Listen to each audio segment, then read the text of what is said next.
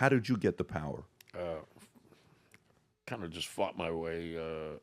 I have a saying in one of my books: to be an effective peacemaker, you have to be willing to go to war. And that was kind of my philosophy. I was strictly for peace, which was a very unpopular position in the outlaw bike world because everybody's aggressive in that world and they thrive off of egos and whatnot. But it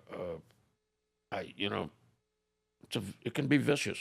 The political arena is very dangerous in the Hells Angels, as it is in organized crime, or Democrats and Republicans, whatever it may be. Were you more feared, respected, or liked? Well, I don't know. I really, really don't know. I think there was. How can you have respect without fear? I think you got to have a little fear. What do you think is more important between the three, especially in that world? Probably applies to everything else as well.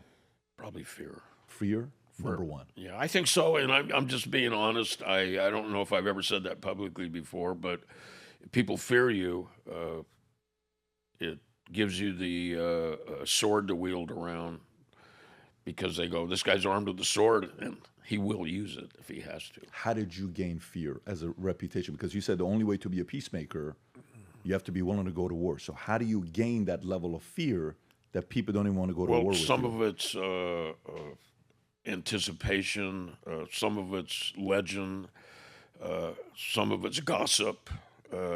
Anybody that does anything illegal in their right mind doesn't talk about it. And I think sometimes unspoken words are louder than people screaming it, But how do you build that reputation, though? I mean, you got to build it, right? I mean, there's got to be, because, like, for example, you look at Trump, he's like, if you do this, I'm going to bomb Iran. And Iran's like, last time he said this, he killed our number 2 guy, right? So you got to almost believe him. So how did you build that fear for people to say when George says something, he's going to follow through? That's a hard question to answer. We like asking hard questions. I know you do, and you're asking them well. But I don't think I want to go any deeper than my daughter's an attorney, and every time I come to do she tells you don't do it. Dad. Every time I come to do an interview by someone, I know you like to ask the hard questions, and she gives me a little pep talk and a lecture, and so. She always tells me, Dad, you can always take the 5th. But maybe share what has already been told that is not like is going to be held against you. Like, what is public information that you've already done the crime that you can share? Well, I'm going to share this with you. And was it a crime? Perhaps it was a crime. It was more of a journey and a appointment to do something. A lot of people think once you get in the Hells Angels that, you're prospecting or, the time when they evaluate what your worth is doesn't end when you become a member. And when I became a member, there was a bomb planted. There was 2 bombs planted at the frame-up. The first bomb didn't go off. And I walked in on an impromptu meeting of these gentlemen talking about conspiring to blow that up. And I explained, I'd just come out of the Marines. I worked for the DOD at the time, and I was explaining collateral damage to them. I said, you put a bomb somewhere, you've got no control over the casualties. It's called collateral damage. And a couple of the guys didn't even know what collateral damage was. They were very offended that I told them I thought they were taking the wrong approach to this war with the Mongols. I left the meeting. I said, I don't want anything to do with this. This is, You're a member, and you're saying you left the meeting. Yeah, I said, I don't want to talk about this. This is when you're still with the DOD. Yes, I'm with the DOD. So late 20s. I'm a Hells Angel, late 20s. I'm a Hells Angel leader at the time, or I think, no, I wasn't. I was just voted in as a member. But they didn't like the position I took. The bomb they planted didn't go off. And old man John called me, said, I want you to come down here. I want to talk to you. And I went to old man John, and he told me, you're going to go retrieve the bomb that didn't go off. And I said, well, why am I going to retrieve it? I go, I didn't make the bomb. I don't even know what kind of trigger mechanisms on it. I don't know anything. And I said, I'm not going to talk to those guys about it. And he said, well, some people are starting to have second thoughts about you because you questioned us taking the posture of war. And he said, you're going to go get it, and then you're going to take it to a place that we called the Armory in downtown Los Angeles. This is no secret. The police found it. We had 2,000 pounds of dynamite, a British anti-tank rifle, machine guns, pistols with silencers. He said, you're going to take it, retrieve the bomb. It was like maybe 8 sticks of dynamite or whatever it was. He said, you're going to retrieve the bomb, you're going to take it back and leave it there, and the guys that built it will come and dismantle it. And because I wouldn't do it. I think acts like that make people realize that, you know, you're sincere. I mean, I basically went over, retrieved a bomb that I didn't know what went wrong. I didn't know how it was put together. I didn't know who put it together, and retrieved it and took it back to the Armory and left it. You know, people start talking about stuff like that. This guy had the nerve to go get that bomb and get it. You know, another situation was, we talked about the outlaws a little bit earlier. When I decided I wanted to end the war, or try to end the war between the outlaws and the Hells Angels, I showed up at Taco Bowman's motel room unannounced, 15, 20 outlaws there. And you know, they'd already killed several Hells Angels, and I showed up there. I said, I'm here to talk to you about peace. And he just kind of shook his head. He goes, you just show up here? And I said, well, I knew you were here, and I wanted to talk to you. And I think acts like that, where you put the club interest before your own, it creates interest in you. Members will be willing to follow you. This guy he puts his money where his mouth is. To me, those two things would make me like you and respect you, but not fear you. Okay. Because you know, you're not giving up, are you? No, I'm not. No, but and I'm saying that because, you know, like if I talk to Sammy, and you hear why, you know, Sammy maybe was feared in the streets, or Leonetti would tell stories about Nicky Scarfo, and I had Leonetti on the podcast. He flew in and we did an interview together 6 years ago. There were some of these guys that were enforcers, right, that put the fear of death on other people. Well, maybe let me ask a different question.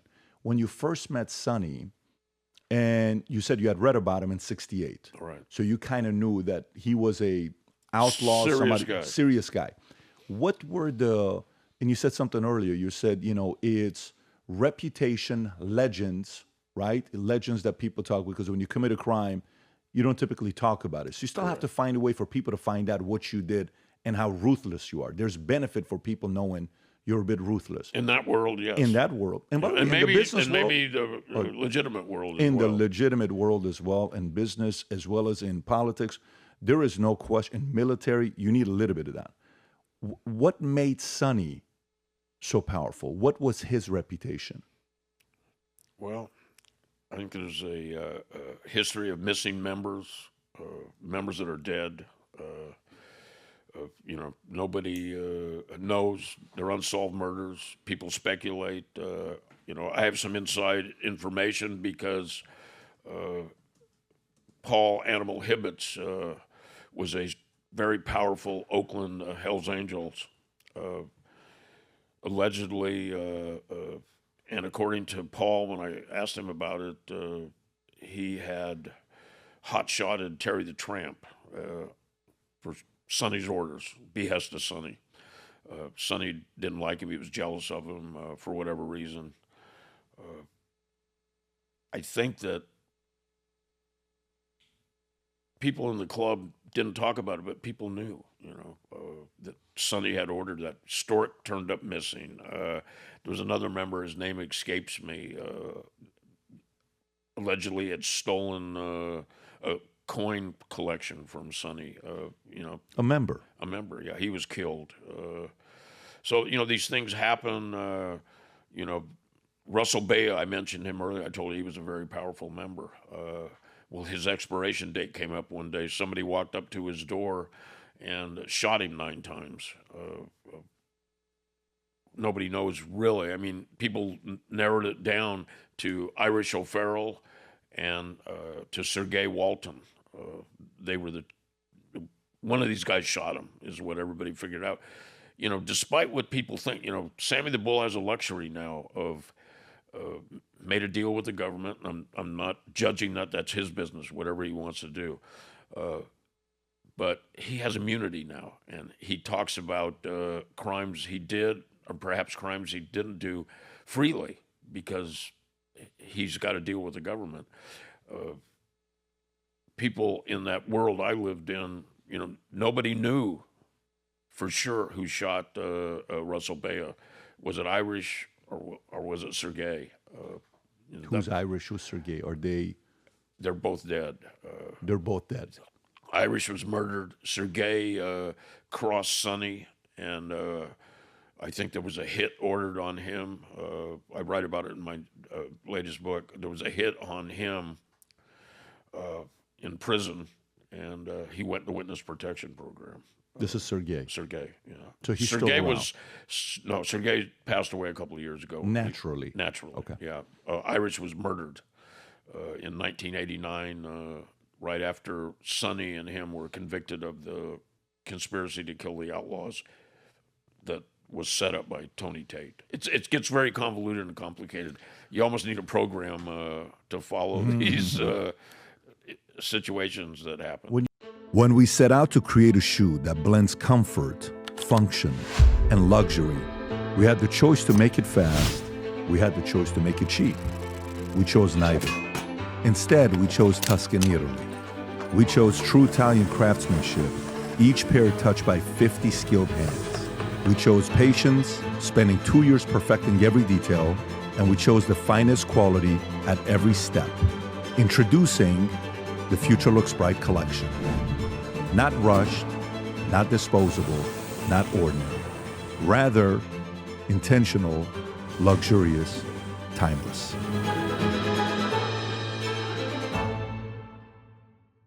If you enjoyed this video, you want to watch more videos like this, click here. And if you want to watch the entire podcast, click here.